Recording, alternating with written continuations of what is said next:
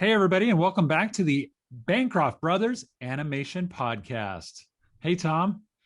Tony, how you doing? Really, really good. I know I say that every time, You and do. maybe it's just because I'm an optimist and you're the pessimist of the twinnage. I think I don't know why you got that, but Well, just before we came on, you were crying, and I'm glad you got over it and you're doing better now. depression goes fast in my body. It works through me pretty quickly. So yeah, I'm Same. feeling good now. Really good. Amazing. Same here. Hey Tom, today, wherever you are in the world, we got a really special podcast because this is part four, as we said, of the animation revolution. We've done a series up until now, dear listener. If you haven't heard it from episode one, go back a couple episodes and you'll see it there. And we've been able to talk to a lot of different people that are having an influence in the animation industry today, like right now. And there are changes happening. I know sometimes, dear listener and students out there looking for jobs, sometimes it doesn't seem like things are changing and growing and moving forward. Sometimes it feels like things are sitting still. But there are changes aloft that are happening in the animation industry. So I want to recommend all you guys listen to this.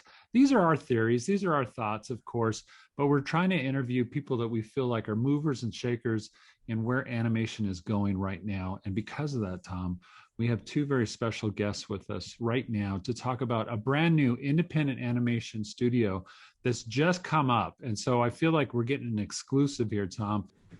That's right, Tony. We tonight are talking to the founders of Spire Animation. It's Brad Lewis and PJ Gunsagar. Hey guys, Nice to welcome. meet you. Thank you. Thanks for having us. Any corrections on that introduction? How did we do?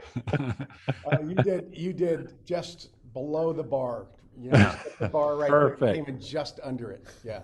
Yeah, That's the goal. we have never had Jeffrey Katzenberger on because I think we would say his name wrong on purpose. So Cats and hamburger. I don't know. Katzenberger.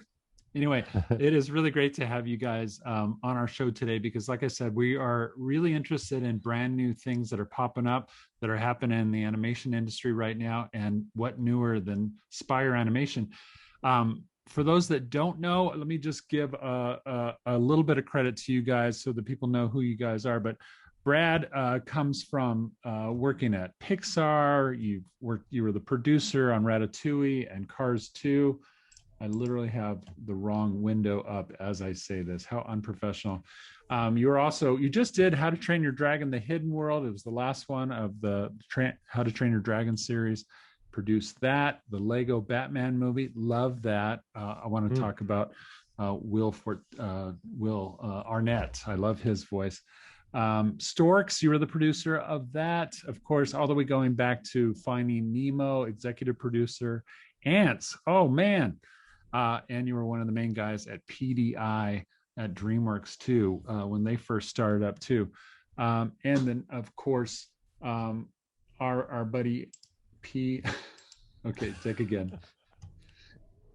This usually goes smoother, really, guys.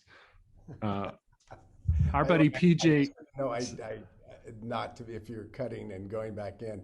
I Yeah. was the co-director on Cars 2. That was Tony, I would rather they Co-director. introduce themselves at this point. Can we do that? Yes, we can. Okay, good. Okay, so hey guys, thank you guys for being here. I wondered if you could tell us a little bit about your past in the animation world, but also what you're up to and how Spire Animation came to being. Well, sure. I'll start. PJ, you can follow up. So anyway, again, this is Brad, and I started way back in the day for PDI. I produced Ants, and we in conjunction with DreamWorks, and I went up to Pixar for about a decade. Produced Ratatouille, directed Cars 2, and then over to Warner Brothers, produced Storks, and then back to DreamWorks with where I had the opportunity to produce Dragon 3 with Dean DeBlois. And it was great experience, had some fun all around, and had a chance to sort of see some of the best at these different studios and some great ways of working, and then also, of course, ways that you feel like you can do better, right? And again, PJ can get into it, but part of the inspiration about starting Spire is having seen some things that worked really, really well and some really amazing people throughout my career. Yeah. And what are those conditions that make people feel connected to the creative, connected to the company, where, look, we animation takes a long time. And if we're not having fun while we're working every day, we're doing something wrong. Right. Absolutely. So, part of Spire is really aspiring, if you will, to get a greater connection to the creative product, a little smaller crews, and try to do something that feels fresh in the animated story, feature animation market. That's great. AJ, how did you guys meet? And maybe that's part of your story. You called me AJ. Yeah, say that again. Oh It's my PJ gosh. time. PJ. This is like the worst. Tom, why? This is That's the okay. worst. As long as there's a J or a P, one of Okay. You'll I answer have to your it. Okay. name right in front of you. PJ, I have a feeling your story revolves around, how you guys met too. So I'd love to hear that part too. So my story in animation is quite different than Brad's. In fact, one could say it was admiring Brad's work from the sideline that actually got me into animation the way I have. I wasn't creative growing up in any way. I worked on Wall Street, went to law school, business school, and inadvertently I was working at an Intel Capital and stumbled upon one of their portfolio companies, which was an animation studio out in India, in fact. It was through that experience that my love for animation formed and grew and has continued to grow. The idea of combining technology with art and storytelling to create stories for the world was just like the perfect way that I wanted to spend my life. Yeah. And ended up starting my own animation studio called Prana. We grew to over 1,000 people between Los Angeles and India, did a lot of work for Disney, did the Tinkerbell movies, Planes, bought Rhythm and Hues. And I was always hoping we'd be able to transform the company from a services entity into a content creation house, a company that could produce movies like the ones Brad was a part of. In fact, Ratatouille was my favorite movie, and How to Train Your Dragon is probably my second. My wife and I went to Paris to watch Ratatouille when it came out. This was before I even knew who Brad Lewis was or Wow, what a great place to see it too. Yeah. And at Prana, we weren't able to kind of turn that corner the way we had hoped. And it's hard for services companies to often do that once you're doing great high-end work for other folks. I left Prana, stuck with animation, created an educational iPad app company that was kind of core to its idea was animated episodes that kids could watch. Company did really well. A few years ago, my former global head of CTO at Prana, Apurva Shah, gave me a call and said, hey, Brad Lewis is going to be coming off of Dragon soon, and I think there's an opportunity to do something entrepreneurial, create an independent animation studio. Wow. He knew that would be music to my ears. Apurva was Brad's VFX soup on Ratatouille and worked with him at PDI. Anyone who knew me by then was aware of my desire to make animated features. After we weren't able to create our own stuff at Prana, so he put us together and we hit it off immediately. Personally, it was we're in fantasy football together. Oh well, there you go. Yeah, friends. We became fast friends. You roller skate together at Santa Monica by the beach. Rollerblade. Sorry. Okay. Tony. We've gone on hikes together. Yeah, no, it's been great. Yeah. But more importantly, the idea. You forgot about the pina coladas. Pina coladas. He's the rain. Every Friday. He's a world-class mixologist. That's something you can add to his bio. Oh, that should be on there. Did not know that. Yeah. That would get me to invest. Yeah. No, so when we started talking about the idea of Spire, um, there were really just kind of a few key thoughts that we knew we wanted to build the business upon. Um, one was this idea around a really kind of growing but untapped talent base, in the U.S., both in Northern California and Southern California, where folks like, I know Mike Surrey from Disney. We Really got good Yeah. friends. And Andrea Yeah. Paul, I'm a super big fan of her. She's your main accountant or production accountant, I guess. So she was phenomenal when I worked with her at Disney. She's an associate producer now. So Oh, she's an associate producer. Sorry. Yeah, that's Oh, awesome. Yeah, um, you have a winning staff. I mean, just all star. really do. Right. And they're all like our age. Yeah. yeah, I mean, yeah. Are you guys looking for work? No, I mean, I just think you need us. just just to build on that, we got Sean Krause, who was a head of animation at Pixar. Ted Mathot just joined, who was a head of story at Pixar. Worked closely with Brad Bird, Karen Great. Fisher, a head of story from Blue Sky and director there. And this idea around, hey, there's this untapped group of folks that have amazing ideas here in the U.S. And also a talent pool overseas, in particular in India, that over the past 20 years has really started to come into its own and be able to hit the market at the highest level. So it was about empowering that talent base, and then creating original stories, like Ratatouille. There's all of these new distribution channels out there, and we thought there's going to be an increased demand for really great original stories. We wanted them to be event-based, where families could watch them together, ideally in the theater first, large format. And so it was this idea of combining the talent with the story idea. And then third is leveraging these new technologies, which kind of, at the heart of what we're doing is trying to build the next generation studio.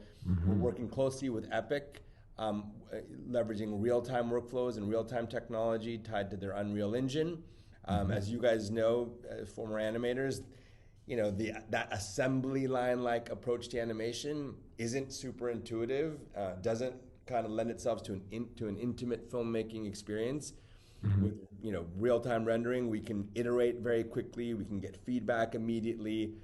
It's much more analogous to what a live-action director might experience on set, and I think that's I love that. a big breakthrough we're moving forward with. Tied to that also, I think this is supposed to be a podcast for both of us.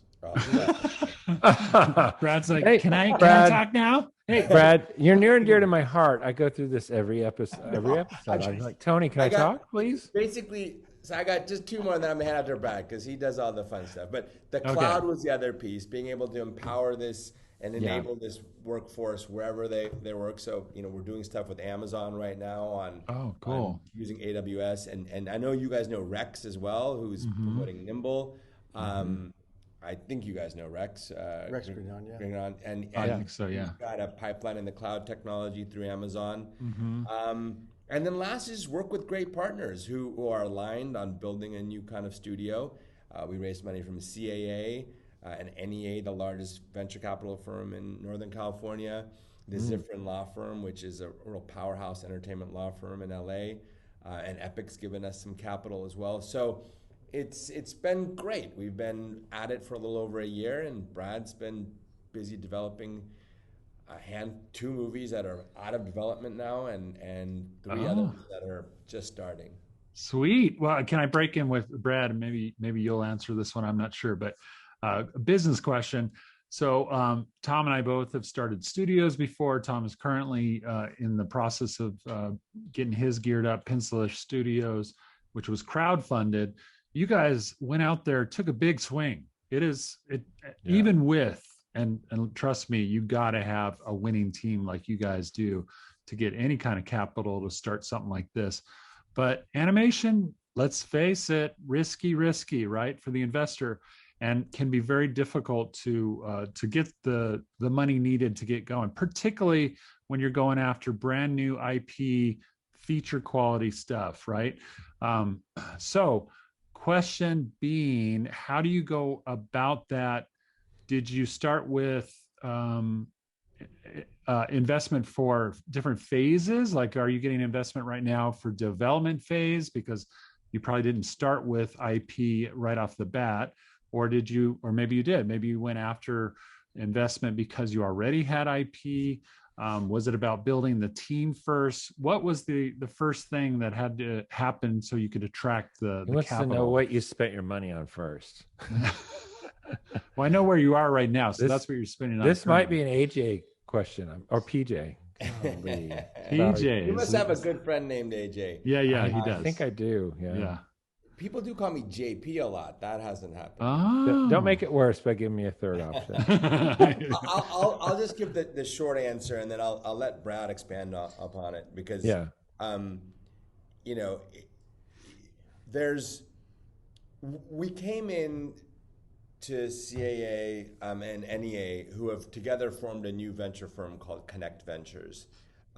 It's a great idea. It's about leveraging kind of the powers that be in entertainment in Hollywood and what NEA brings to the table operationally.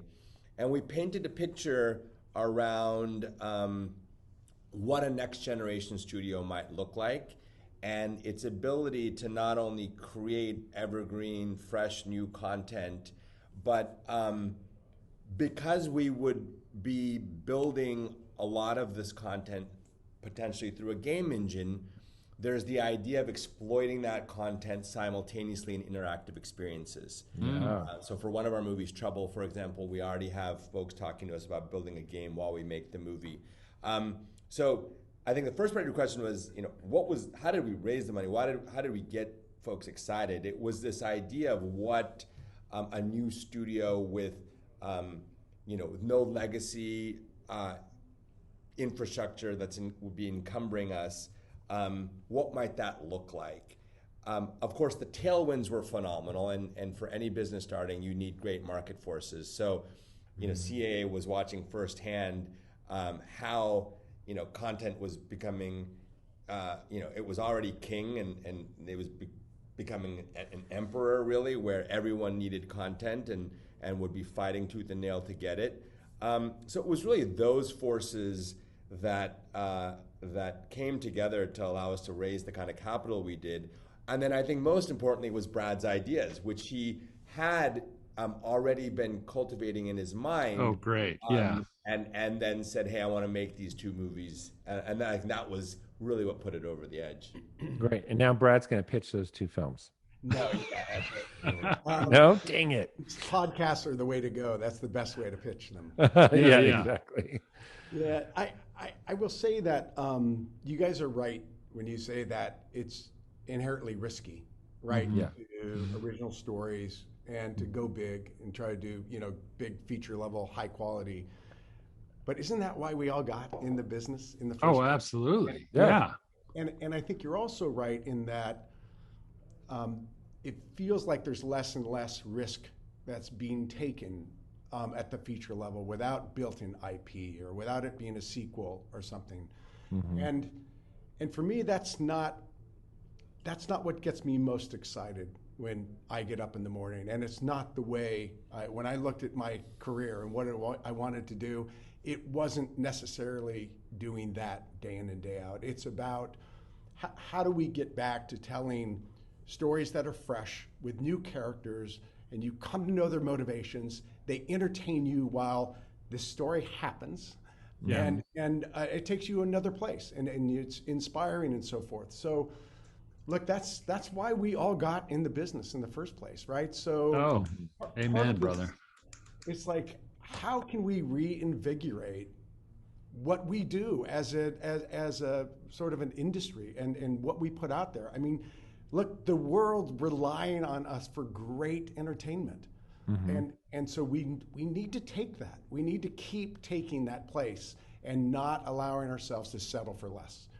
So it's the only reason to be in the game. Well, and you don't have a big head if you don't swing for the fences either. So, I mean, all of that makes a lot of sense, of course. So you kind of, Brad, earlier were talking about, things that you saw that were sort of, I guess you could say, problems within the industry, or it's part of the big studio system that were sort of not the best, right? And so, how are you guys? What are you applying? Are there some specifics that you can talk about of as far as how you were running this a little bit differently? And maybe Yeah. this was into the Unreal Engine. I'm not sure, but I'd love to hear kind Yeah. of. What sets you guys apart in that Yeah. way? Well, I will say, it's more about what I observed at a lot of the different studios that was working really, really well. Yeah. And unless we keep nurturing that and keep allowing people to grow as artists and being able to express themselves and keep their connection to the story, that when that stops happening, it feels like a real loss to me. Like, I see there's incredible people in our industry that are capable of doing many things, right? If like me, I played trombone, I played guitar, I danced, I was a dancing monster. It's like, there's lots of facets of the artistry that most people in animation bring, right? Whether you're at Pixar or DreamWorks or PDI, somebody's got a guitar in their office or a harmonica or something. Like, we have these multi-dimensional artists that are able to do a lot more than they're always asked to do at some of the larger studios. So that's one thing. It's like untapped talent and potential that I'm dying to let people come in and do more than one thing that they may be capable of. We've got a lot of really creative big thinkers that can bring that to bear. So part of the opportunity we've got at a smaller studio is people, I want them connected to the story. I want to hear what their notes are. I want them to feel ownership over a scene or an idea, whether they're animating it or lighting it or doing it in story. So it's mostly having seen that work really well at different studios over time, and I know that we can recreate that. Yeah. And we have a unique opportunity to do it. Yeah, and I think that one of the things that we've all seen being in the animation industry, especially on the feature side over the years, is that larger studios, while they many of them are doing it right, like you said, there's a lot of great things that you can glean from that.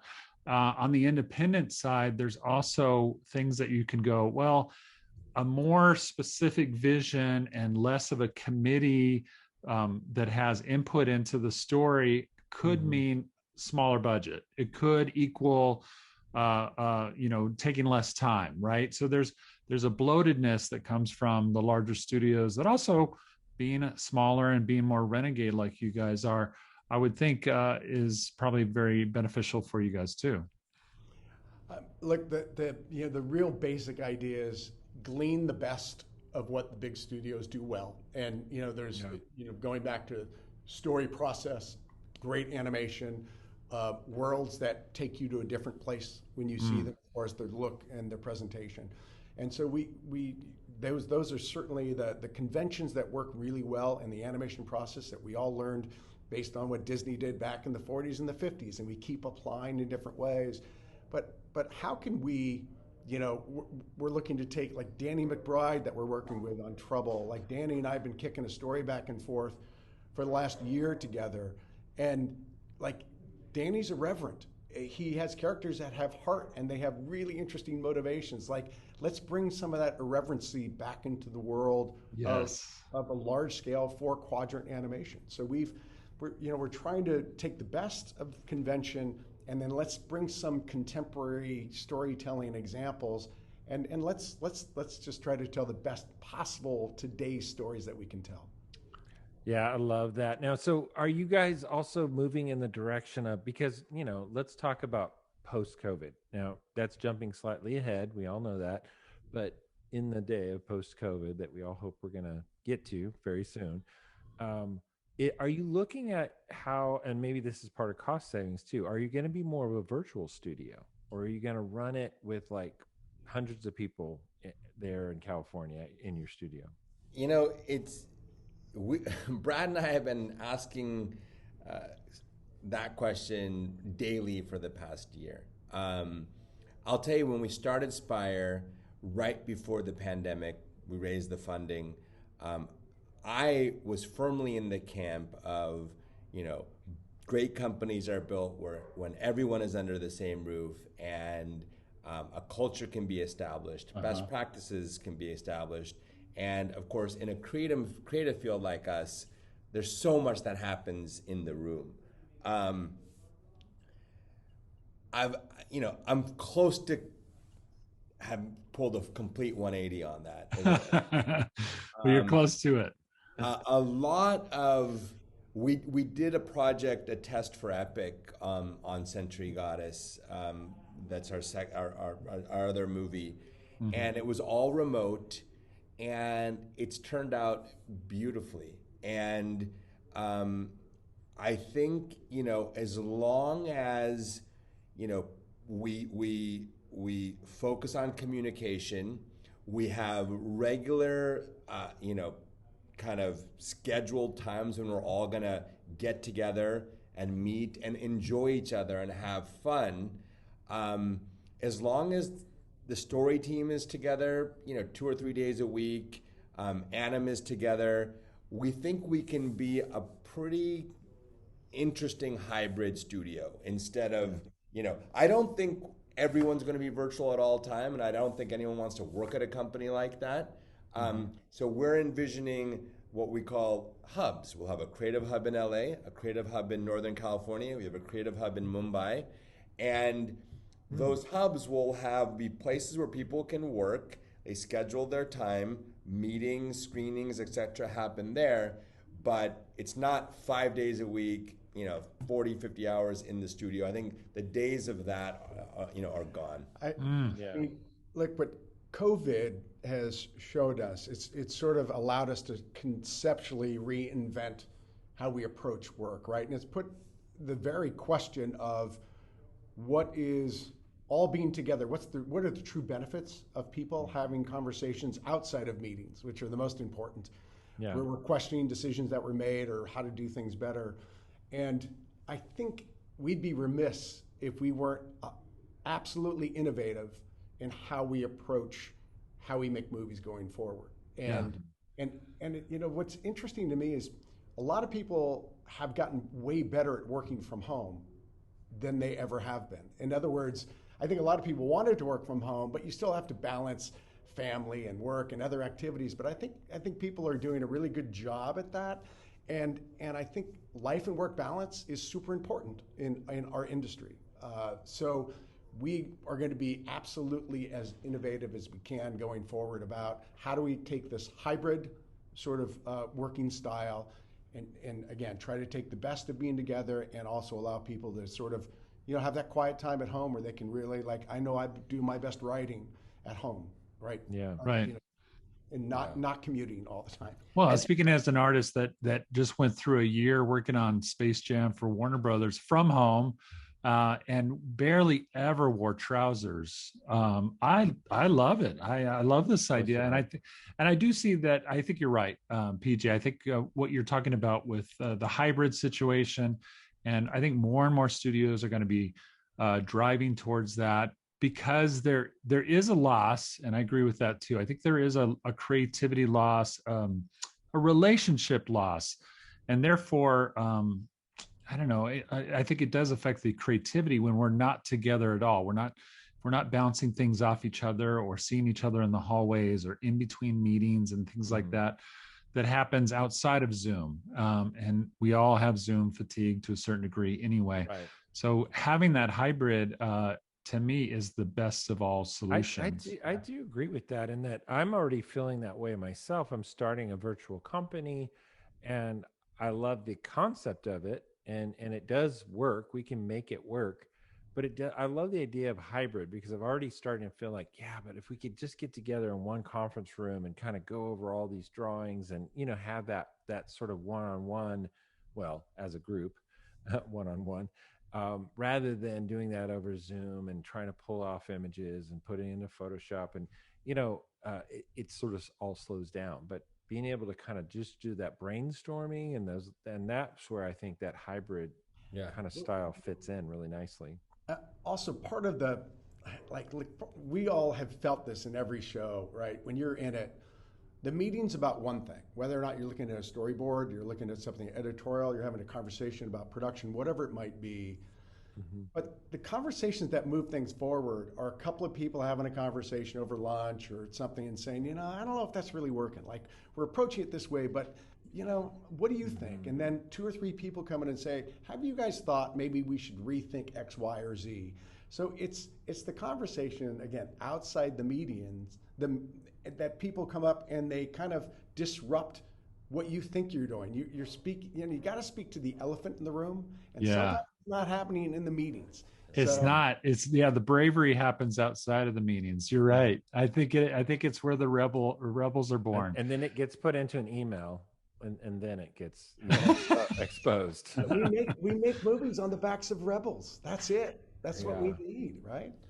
There's 2 other just components of this that are worth mentioning. One, I think, is for the first time, technology is enabling really heavy production to be happening remotely in the cloud, and that's what our partnership with Amazon is really informing. This, how do we make it so folks, like a texture artist doesn't experience any latency while they're texturing a very heavy asset.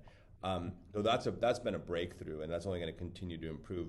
The other piece, which we haven't talked about, is when we think about building Spire, it's not about the first movie or the second movie. It's about creating a creative engine that can build movie after movie after movie, and that requires a culture that everyone buys into. Yeah. And that can't happen if everyone's virtual. So aside from the positive benefits of the lunch outside the meeting and the hallway conversations, it's the deeper connection to the greater mission around, hey, we're building a company, not just one movie, that allows, like a Pixar to form, for example, where it's about the people who have a really deep connection to the North Star of the company, and they can repeat and replicate, and everyone's in for the company rather than just their particular project. I love this discussion because our listeners we don't really get to talk about this, and because we don't talk about this phase of starting an animation company very often. It's kind of rare, right? It doesn't happen all the time, and we're not often being able to sit down with those two, in this case, 2 people that are doing it right now. So I just want to back up a little bit. How does the Unreal, the engine, that phase of it, and I'm sure you're still figuring this kind of part of it out, but how are you going to animate sort of real time? Is that the idea? Look, the Unreal Engine is obviously a powerful rendering tool that I think everybody's going to look to maximize over the course of the next 5 to 10 years. It's relatively obvious. I think the question is, what's it really capable of? Which we did when we did our test in the fall. We took a deeper dive into some of the challenges of the Unreal Engine and some of the things that it's already doing really well. And we're certainly not unique in the fact that we're sort of looking toward that technology for our future.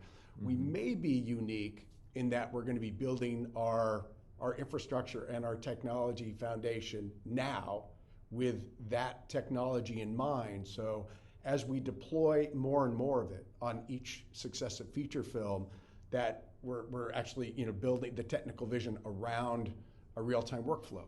And I was a theater major, and so I see that in you. Yeah, bubbly. What's interesting about theater is a black box that you have to fill with everything. Animation is a black box that we have to fill with everything, right? We've got to find the sets, we've got to light it, we've got to do everything. So they're very similar. But what's nice about theater is everybody's doing this together, right? We're all sort of seeing it and overlapping. And so in the part of the Unreal Engine that we'll take advantage of in the first movie especially will be the ability to be able to see assets earlier, sort of rough builds of the world and our characters being driven by actors, both using their improvisation as far as recording, and they're physically driving our characters within the sets. So in the old days, we would try to build a set, and then we'd scout it with cameras. Where are we going to put the action and all this? Yeah. But we can do sort of basic lighting, a basic set relatively quickly, have the actors in that. After we've done our storyboards, we can now start to take it as an extension of story and the beginning of layout by actually having the director, the DP, the editor, the head of animation, everybody in the room and watching it as we're developing the movie as it happens. Are you saying, just back up, are you saying kind of shooting it almost like a live action set? I mean, it certainly has that capability, but we're going to take advantage of what it will do well, which is once I've shot the actors doing something I love in a virtual set, you know, now that we have that completely rendered using a real-time engine, we can take the layout from anywhere we want as before it goes into animation, right? Wow, so that's great. I'm hoping to sort of make the movie, it's what I call making the movie once, as opposed to every department trying to redefine their piece of how we're going to make the movie. Yeah. We should all be able to be in the room and seeing it evolve and having our own, you know, creative overlap as we're making it. Oh, well, I mean, bringing spontaneity, that's what you're really talking about. Bringing spontaneity to animation is groundbreaking. It's such every animator listening is going, oh my gosh, how amazing would that be to sort of think things up in the moment. One thing that would be concerning was like, will there be less of the iteration that also makes for a classic animated film, and where, you know, every little department is plussing it, making it a little bit better? No, because we'll still have that. Okay. The idea is we're still going to storyboard the movie. We'll use what we're calling story capture to help with the spontaneity of the performances, both physically and verbally. But that's going to be effectively lead us into rough layout. And we'll still scrutinize cameras, make sure we've got that camera pass that's right for every shot. And we're still going to have animation start from square one. Yeah, in the old days of 2D animation, of course, we all know that Walt used live action reference and had actors play out scenes and things like that for the animators, and sometimes they even rotoscope. Pocahontas. Up to Pocahontas, they were still doing it. Yeah. And then obviously in the CG realm with motion capture, that's become a bigger thing. But it sounds like what you're talking about is really just to play out almost like a viz dev version of your animatic, right? So are you using the same actors that are doing the voices though, or are you hiring other actors to portray the visual performance? It will evolve, but the initial idea will be to use professional actors that are effectively professional scratch actors. Yeah. And okay. Will ultimately but also some of our final casting actors will want to do this so we can get the spontaneity of performance. And then animators are going to come in. Will they be able to do keyframe animation, or are they adapting like mocap kind of inputs? No, effectively, it'll just be like they're going to get the scene. The scene will have an idea for what it's blocked, and they will have the track, and they can still make any new choices for animation they want within that scene. Oh, that's great. Best of both worlds, right? That's the idea, is that we get the spontaneity and the vocal performance, and we at least have I'm hoping mostly for animation, it's context. You know, if it's going to be a nighttime scene, you know what you need to really animate in detail and what you don't need to animate in detail. So we can animate with the context of the performance and the lighting. Yeah, it takes out a lot of guesswork. And now you have a way as a director to communicate to the animator, well, here's an idea, right? Here's something that we did and we shot, and I like this part right here. I will tell you that story and animation are the places that make stories go from 0 to 100, and animators have to have the full ability to give you that great surprise in the scene that you would never have thought of. So there's no way that story capture supplants the artistic process that the animator brings to it that can change everything. It just gives greater context. Wait, I just think I heard a brand new term. Is story capture, did you guys make that up? Yeah, can we put that on a t-shirt? It's what we're referring to it as. Yes. I kind of love that. Oh my I gosh, love you that. heard it. You heard it here first, That's listener. gonna go Story viral. capture is changing the world. That's part of the animation revolution right there. So Brad, are you now historically, as we were reading out your credits before, you've been mostly a producer, have done some directing. Are you the main director at Spire? And if so, do you wear both caps? How do you like that? We've hired a couple of great producers into the company, and these are the first two movies are stories that I initiated and wrote. And then we've got some Mike Surrey and Sean Krause are going to be co-directing with me on the first two movies.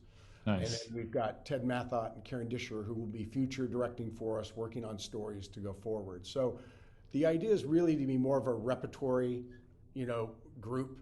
But yeah, I will be creative leading the first two movies with Sean and Mike, who have, these guys are ready to direct, and so they'll be there with me all along the way. Yeah, well, you That's guys wonderful. have, and I don't know, maybe PJ, this is a lot to have to do with you, but did you, when you first put together all these people that you were looking for, it sounds like Brad was one of the first hires, I'm assuming. Um, Or but it maybe sounds like PJ was the first hire by Brad. how did that work? I mean, We I'm both hired each assuming other. We both you hired hired each each other. other. Okay. Okay. Good. So yeah, Brad and I started the company. I had done my diligence on Brad, and Sure.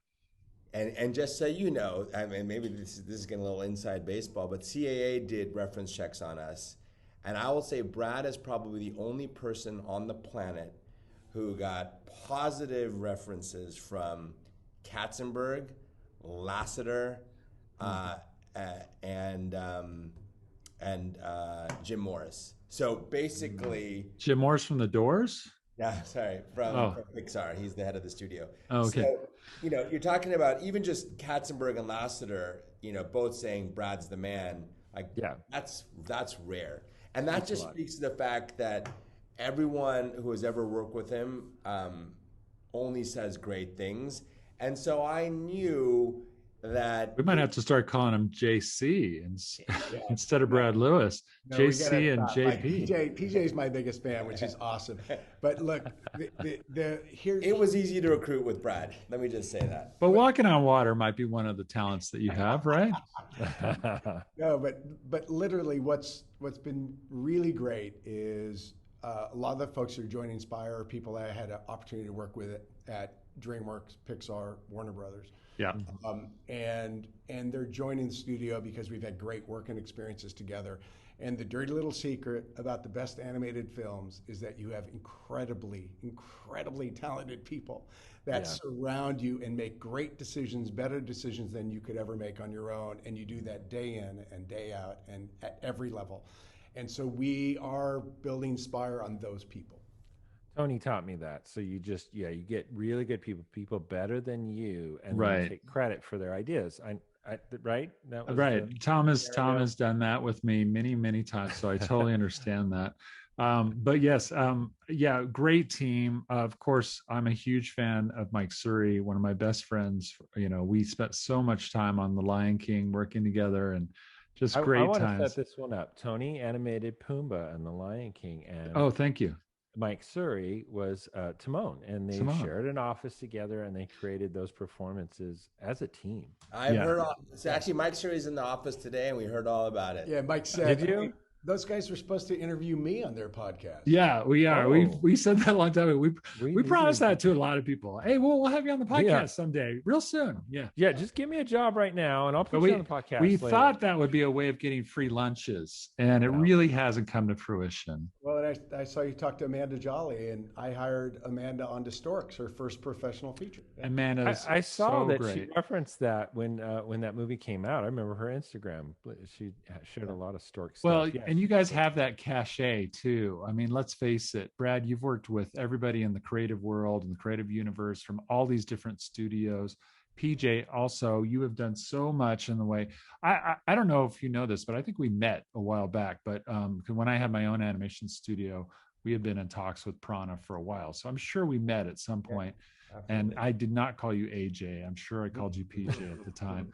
And Well, you but have a past. but I mean, PJ Prana has such a great reputation as being one of the very first frontier kind of overseas studios doing quality work overseas at a lower price point that really started what we see in the animation industry largely happening, where it started out with just being like TV animation being produced at a lower price point by going outsourcing the production overseas, right? And Right. so Prana was there going, hey, Disney, we can meet your quality standards at a lower price point. Now you guys are doing your own IPs and you're kind of coming back saying, we don't want to be the work for hire studio anymore. We want to be the ones that are coming up with the ideas that have the longevity, that creates a brand name that's up there with Disney and Pixar. You guys have already kind of given us a lot of, why you're unique in that. Is there anything else what about like distribution plans? Do you have anything else that you can give us in the way of like, how are you going to make that happen? How do you grow something like that?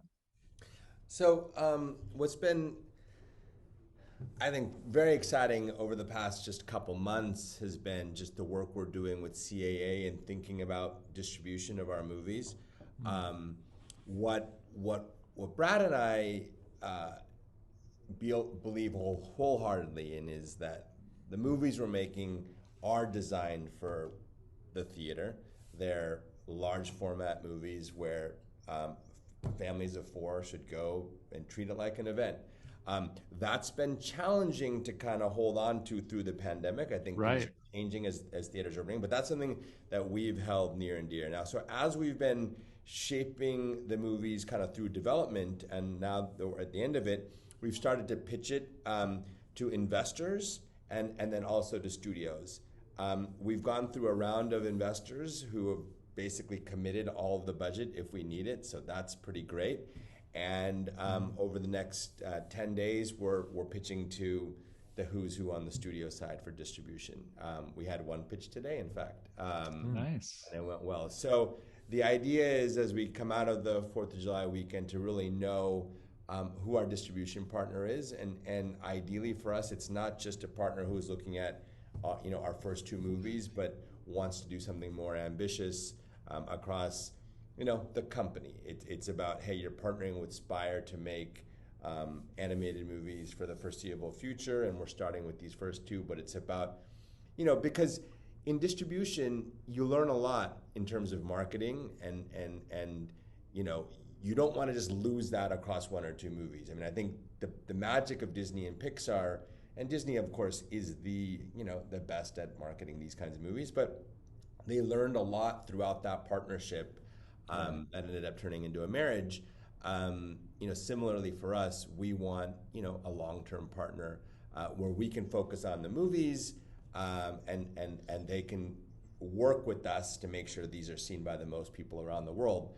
And again, the fact that we can also launch simultaneously interactive experiences in AR and VR and gaming, I think it opens the door to a whole new way of thinking about meeting your customers wherever they are and marketing them to them in new and interesting ways. Do you think, and along that line of thinking about distribution, and you had already hit on this a little bit, but I think it's something I want to dig into a little bit more.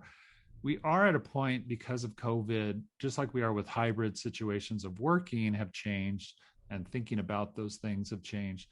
Distribution and how we see things, whether it be on our phone, whether it be on the big screen. I love that you guys have this vision of big screen experiences still in the theater, but is that old school? I guess when you see people like Disney Plus that are coming out with, they made an announcement that their next Pixar feature, Luca, I think is only going to Disney Plus. So it's only going to be online for their $30, extra charge, and they're not going theatrical with it. Whereas they've tried and experimented with some other ones. Raya, of course, is the last one where they did it both ways and kind of a hybrid of theatrical and released day and date on their streaming platform, but for an extra cost. I think they're trying to find their way. If you guys had your druthers, and if it was up to you, or even from where you sit right now, what do you think is going to change there in the way of distribution, that may or may not affect you directly? Well, look, here's the difficulty is that I think we all got into this business because we want to put on a big show. Yeah. And we want people in a big crowd to watch that together. And something that you're looking at and the guy next to you starts to laugh and you realize this is really funny. And then you start to laugh along with it. And the contagious emotional reaction to a big movie or a big piece of entertainment, whether it's theater, movie, or whatever. That's why we all got in this. So the idea is that whether or not the modern day economics of putting things out directly to a streaming platform because it's subscribers versus an audience experience is the most important thing, is sort of the tailwinds that we're fighting, right? Mm-hmm. Sure. What we want to shoot for is, and we believe partly coming out of COVID, people maybe remember why they love to go to a theater. We've all been trying to watch things, every day in our small screens. And remember, it's nice to go out and have dinner or go out with all of your friends as a kid and go see something together and all the events that take place. So we're banking on human nature, call us crazy, that's actually still going to be a driver for those of us in the business of entertainment.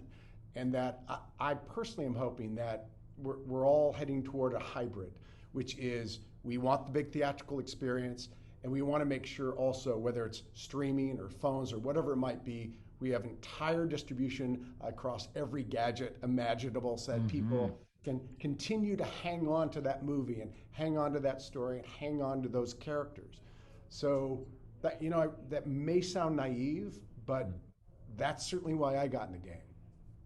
Well, I'll say this too, guys. It's so smart, and this is to Brad and PJ, that you guys are thinking about distribution up front, right? There's so many people that get, especially in the independent animation industry, that just try to get investment and they try to then let's make our thing, and they wait till it's done. And this is the vicious circle, though. So I can see why some people are doing that, obviously, is that you have to almost wait for it to be done to be able to get the best deal and distribution and kind of show it around and all that. People want to see it done before they kind of know, what kind of investment they want to put into it on the distribution side, right? So you guys are going for it first and saying, well, here we do have an IP. You have some stuff that you've created. You put some money into development, or somebody did, and then you've developed it. And now you're at this phase, it sounds like pretty early on, trying to get the distribution. That makes a lot of sense. Is that the plan, though, is to say we're going to lock that down up front? And is that a challenge where people don't know what your movie is? You don't have a track record quite yet. Obviously, you have it with your people. Obviously. Yeah, the talent, but not the talent. Track record. But is that a challenge too? Because that's the vicious circle that all independents run into, is like, at what point can we lock in the distribution? Yeah, I mean, it's a great question. We're going through it right now. I think, all of us around the table feel pretty optimistic that given the quality of the team, the quality of the stories, and the tailwinds in the industry, that and then of course our ability to produce a movie at a budget that is makes sense for everyone. Given those factors, I think everyone feels like we're going to get a distribution deal done in the next couple of weeks, and at least move in that direction. We have the capital to continue moving into production, and so we'll start a year of story and then into production, and so we're actually we've greenlit story starting I think in 2 weeks, right after the 4th, in fact, but it doesn't make sense to spend all your money on a movie without distribution. I think that's not the smart way to go about it. Right. No, I totally agree. Yeah. Because we want, and like I said, we want a partner who is aligned not only on the movie, but then there's a new strategy around marketing, and then how do we create a cadence of movies coming one after another, and that requires a much deeper kind of relationship than, hey, we're talking to one studio to do this one movie and then one studio to do that one movie. It's not how you build great enterprise value at the studio level. I love that we're talking about this because this is something that our listeners would not be privy to, and many people aren't in the animation industry, is how does distribution happen? How important is that to the making of a film? First of all, we all know it's huge. It's huge. And it's huge, most of all, for your investors. They want to know that they put money into it and there's a way that they're going to get money out of this project, right? So getting distribution and how that happens. Now, I will say that, and this is more for the listener too, as a bit of education, that both Tom and I have done independent and big studio projects before. I recently had a film come out, which is still out. You can go see it on Netflix, called Animal Crackers, and it was a different time. That we made Animal Crackers over 5 years ago. That's when we started it anyway. There was a lot of different theories. This is to your point, PJ, about a lot of different theories about when do you go after distribution. At the time, it was kind of more of a seller's market. So just like real estate, when we make movies, there's the market flows and ebbs and changes. And at the time, it was like everybody was saying, no, you guys are unknown. You're a small little independent, great team and all that kind of stuff, just like you guys. But wait until you have the product pretty much done, and then you'll be able to negotiate for a higher price. That's always the hope, right? Is that you as the little independent can claim as much as the money back from the theatrical release and stuff, and you'll get a bigger price point. We did that, but over the time, because it took longer for us to make the movie, 5 years had passed, the market changed. We found ourselves behind an 8-ball, really struggling to get distribution. So all that is to say is that I like where you guys are going. I'm totally in agreement with what you're doing now, because I do think we're in a time right now where, and this is part of the animation revolution discussion and stuff, and on post-COVID, what a great plan to go out strong with something earlier on, get those partners locked in. It's not only going to make, obviously, your venture capitalist investors really happy to know that they can maybe see an end to this rainbow, but also it's going to show a great marketing strategy. You'll be able to boldly go out and proclaim that we are coming out with this person, this group, this branded thing, and it's going to have so much value to it. I guess I just say all that not only for the listener as a way of education, but also to you guys that I'm just really sorry, we'll scratch that. I'm just really encouraged by the experience that I see coming from Spire Animation that's really reflected in not only the creative but also the business paths that you guys are taking on right now. So I think that's going to really bode well for you guys. Well, and it's interesting. We really want studio distribution partner buy-in. In other words, we want them to be as excited about what we're making and to help us tell the world about it so that a lot of people can see it. Mm-hmm. I remember talking with Steve Jobs after Pixar was sold to Disney. Mm-hmm. And, obviously there was a lot of wind in the sail of Pixar. Prior to that was wanting to outdo Disney over the years. And Steve's point when we sort of talked with him about that was, look, we don't have to learn about filmmaking, doing great movies from Disney. You guys have already worked that out.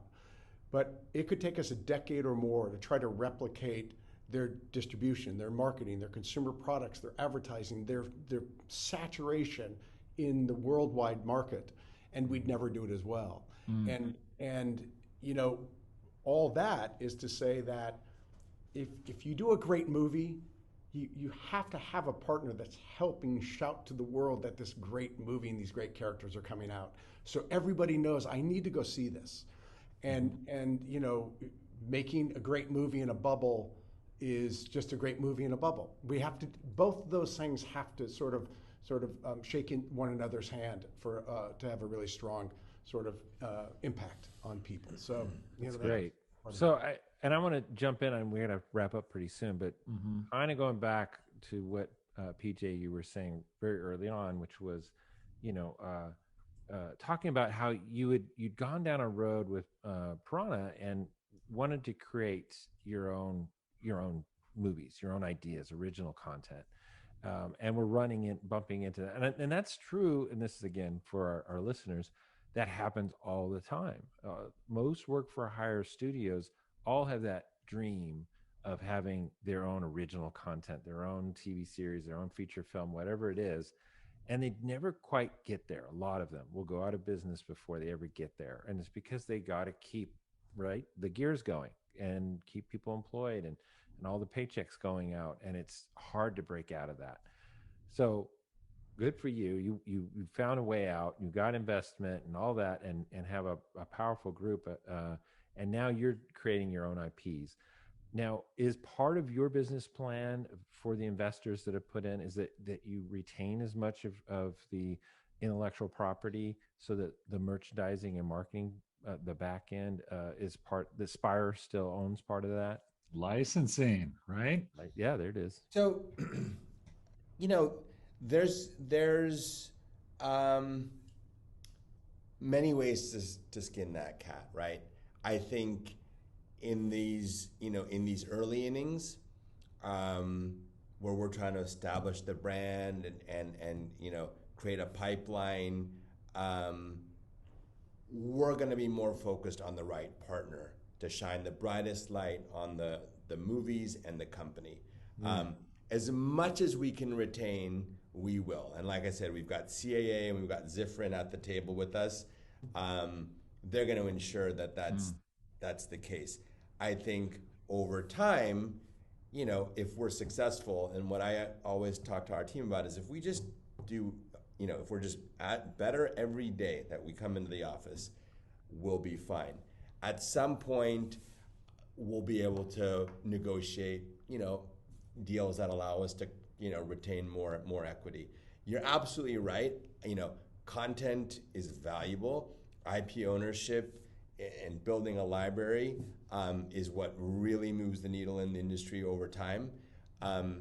But the great thing about our investors is they realize right now the streamers are just buying out content and owning it outright and paying a healthy premium, and that may be the way to go in these early innings to just kind of build the business. On the other hand, it's I know, I'm more of a risk taker in this, and I know what's gone into these first two movies, and I want to negotiate deals that allow us to carve out as many of the rights as possible. And the best thing about it all is the investors trust Brad and me to make the right decision for the studio, because they're about, hey, this is a marathon, it's not a sprint. And so, we'll figure it out right in the middle of it. You caught us again. Today was our first studio pitch, and we got several more coming. Congratulations! And so it's because we may be over caffeinated today after. But, well, you seem pretty bullish too. So hopefully that pitch went really well. Yeah, well, I mean, we're getting to do what we both love, and I think that's what That's why we're bullish. Well, I have to ask this question, and this is bold, so hang in there. Oh boy, Brad or PJ, you just pitched to one of the major studios. Is there something you learned from that you can share, or an embarrassing story?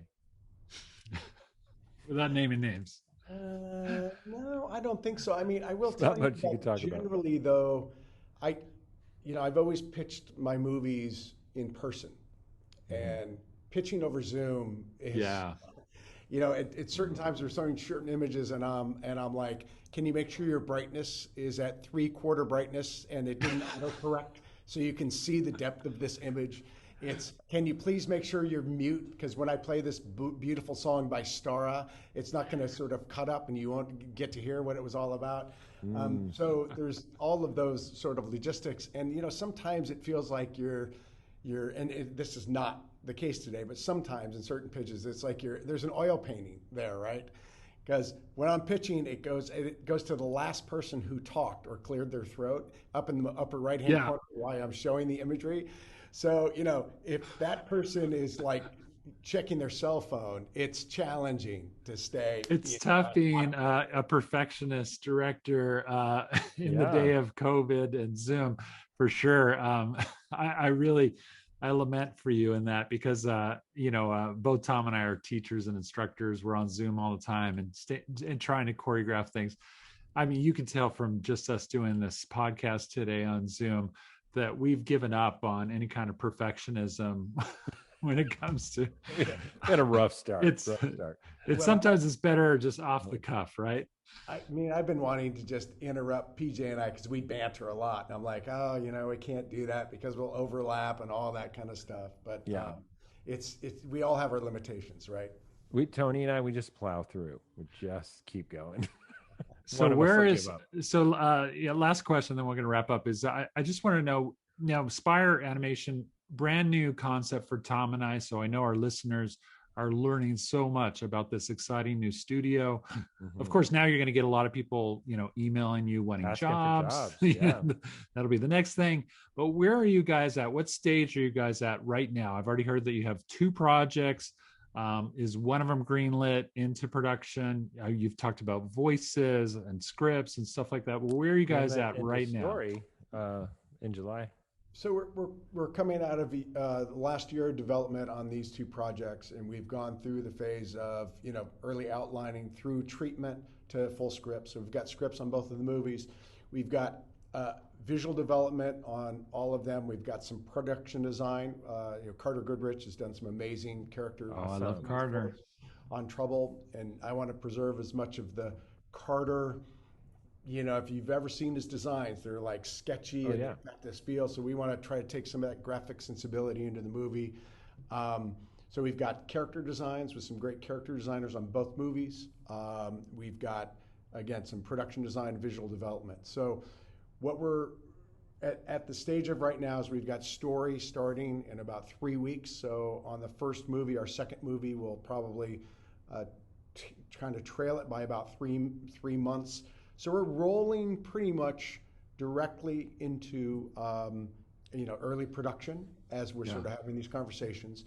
And then the other big concept, which we don't have time to get too deep into, is we're doing 3D design and build.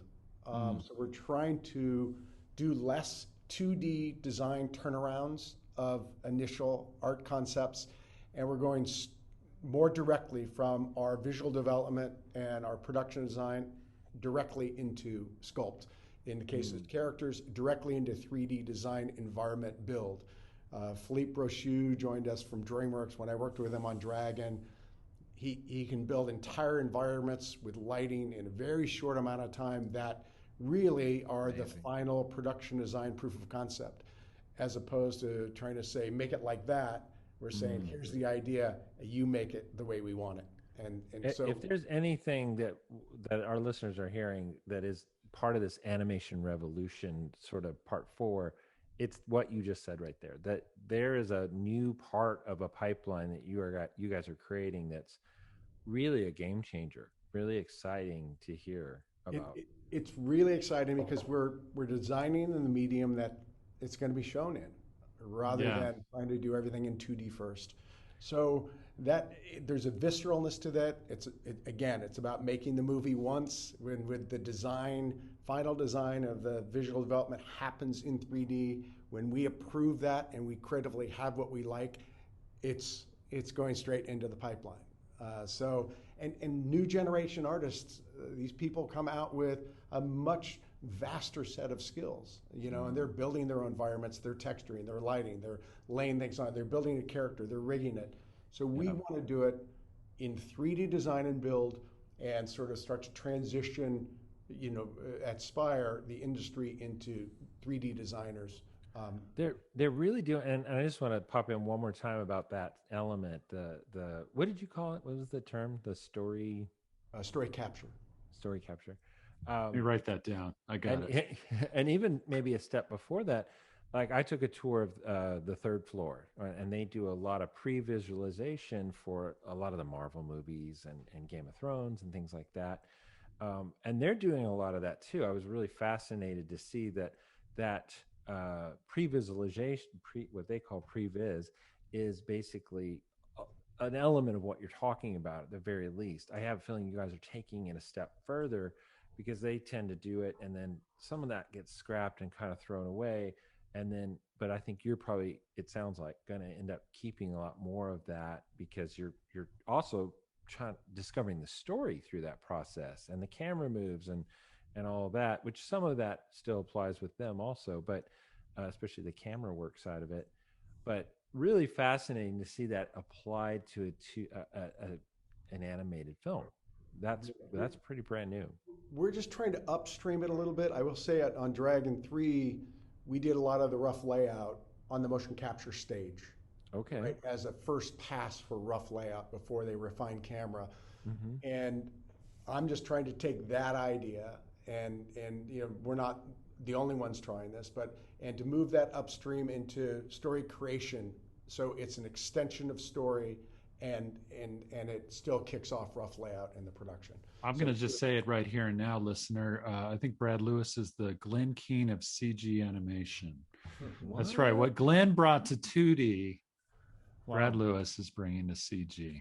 Right Art on. and innovation. Those are the two words, right? Well, there. Guys, we have grilled the heck out of you guys. You've been so good for giving us this time today to get into Spire Animation. I'm inspired by Spire Animation for sure. But Tom and I really wish you guys the best. I aspire to be just like Spire. There you go. And all the Ires, we're into everything that you guys are doing. And we will pop in later as you guys go, because I feel like we got a really great sneak peek today of what you guys are up to. Only great things in the future. Take it easy, enjoy, and please, and PJ, please let your brother AJ know that I say hi. I will. You guys have been great. Thank you so much. Thanks for having us. Pleasure to talk. It's been really great. Thank you guys, and as we always say, Tom, animate from the heart. From the heart. If you like what you just saw, please consider subscribing to our YouTube channel, Pencilish Studios.